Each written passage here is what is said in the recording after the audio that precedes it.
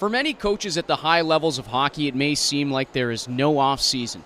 So whatever one can do to get a break from the game, they're going to do it. And for the past 8 years, Short Park Crusaders head coach Adam Manah has spent part of his summers trading in the whistle and whiteboard for a headset. Wall, as that was number 5, Noah Kim trying to play it up. Now number 28, Ryan Yashoda in there. Waldron wins that battle and centers. Now it's Jacobs with a shot. They score! Jacobs ends up getting a fortunate bounce off a body in front, and that will put the Bulldogs on the board first. They lead 1-0.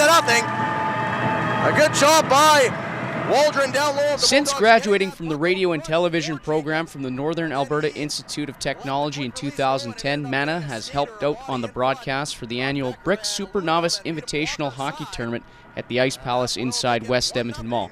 The famous tournament hosts teams from all over North America every July and has seen several future NHL players. I first got into it through Nate, actually. I was going to school with Taylor Medic, who is our play-by-play guy, and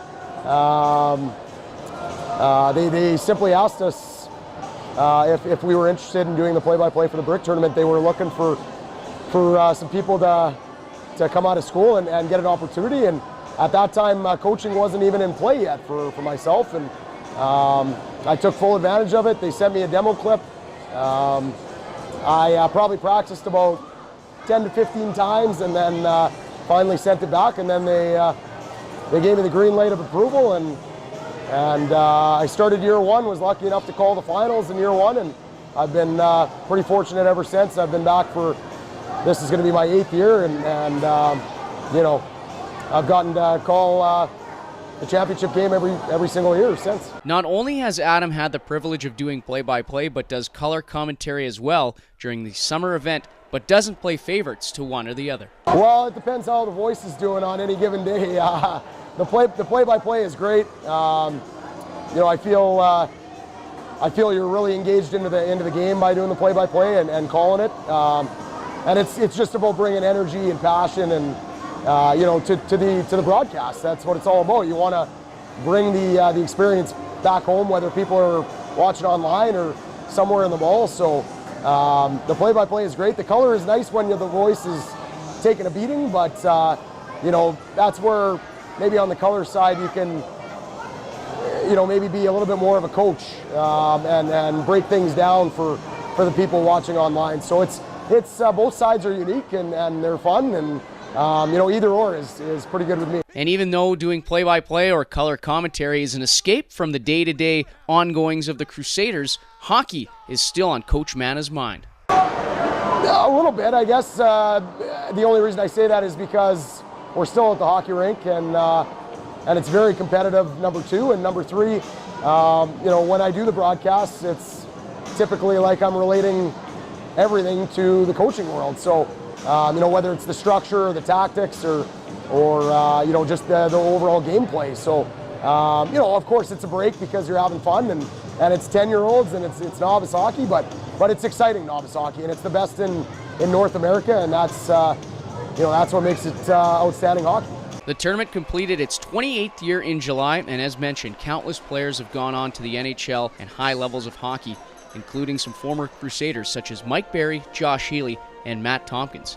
Manah hasn't been around long enough to see any NHL players, but it's on the horizon. I think next year is the first year that guys will be eligible to get drafted. You know, I believe Massimo Rizzo was one of them from the BC Junior Canucks, and you know, he's starting to play for the U16, U17 programs for Team Canada, and you're starting to see that, and so there's going to be lots of guys as they go, and you know, I couldn't remember all of them off the top of my head, but you know, that's how good this tournament is, and that's how many good players are in the tournament. As for Manah's favorite part about working the Brick Tournament? Just seeing the people every year, the volunteers, the tournament committee. You know, they do such a good job of putting this tournament on every year. Craig Stiles, Andy Wigston, Russ Loga, Sonny Second. You know, it's remarkable how they've organized this tournament and have all these elite teams coming in from the U.S., Canada. You know, that's what drives me to come back every year. And obviously our camera crew and Dave Reed, he's the man that hired me 8 years ago already, so I owe a lot to him, and you know, I'm fortunate that he gave me the opportunity to come, and showcase my play-by-play talent, which is kind of my number 2 hobby, but you know, I still love to do it. This is Bell. Gets that big frame out. He protects it. He's got Monroe going to the net. He centers. They score! Monroe stuck in backdoor and he puts it home. And when asked if the head coach would like to permanently make the switch from the bench to the broadcast booth? Not quite, because coaching is my number 1 passion, and you know, I just love being in the action and on the ice, and you know, not that the play-by-play isn't good, but I'd rather be involved in the game rather than being on the sidelines and reporting. But you know, it's always there if I ever needed a backup plan, which hopefully will not happen. But you know, it is always there as a backup plan, and hopefully I won't have to use it. As it reminds me of the Hawks and the Mighty Ducks. Didn't quite make it to overtime, but the Ducks won it with no time left on the clock.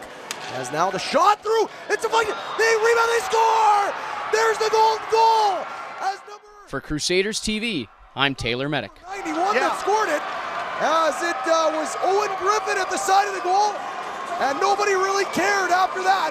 They went to ball goaltender, number 31, Jakob Onkovic, and Toronto will celebrate and steal the championship away from the BC Junior Canucks.